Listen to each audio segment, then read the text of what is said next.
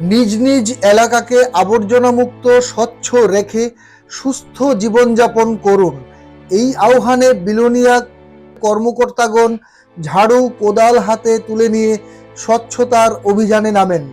Club সংলগ্ন এলাকা থেকে শুরু করে বনকর রোড পর্যন্ত চালানো হয় এই প্রশংসনীয় অভিযান।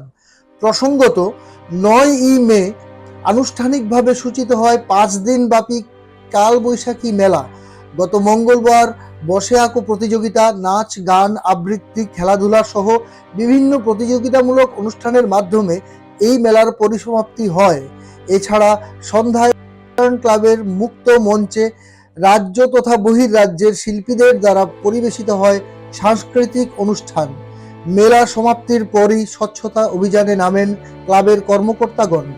আর এই মহৎ অভিযানে সহযোগিতার হাত বাড়িয়ে দেন দক্ষিণ জেলা প্রশাসনের কর্মকর্তাগণও।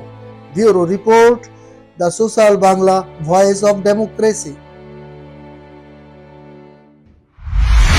আমাদের বিলোনিয়ার ওরিয়েন্টাল ক্লাবের উদ্যোগের যে 5 দিন ব্যাপী বৈশাখী মেলা হয়েছিল, সেখানে আমাদের চারিপাশে যে আবর্জনা স্তূপগুলি পড়ে আছে, আমাদের ডিএম সাহেব আদেশ ক্রমে এবং ডিএম স্টাফের অফিস সহ আমরা আজকে ওরিয়েন্টাল ক্লাবের সবাই মিলে এই বনকর বাজারের এবং ওরিয়েন্টাল ক্লাবের সামনে সমস্ত আবর্জনাগুলি পরিষ্কার করে আমাদের দেশের প্রধানমন্ত্রী স্বচ্ছ ভারত অভিযানকে আমরা সফল করার চেষ্টা করছি।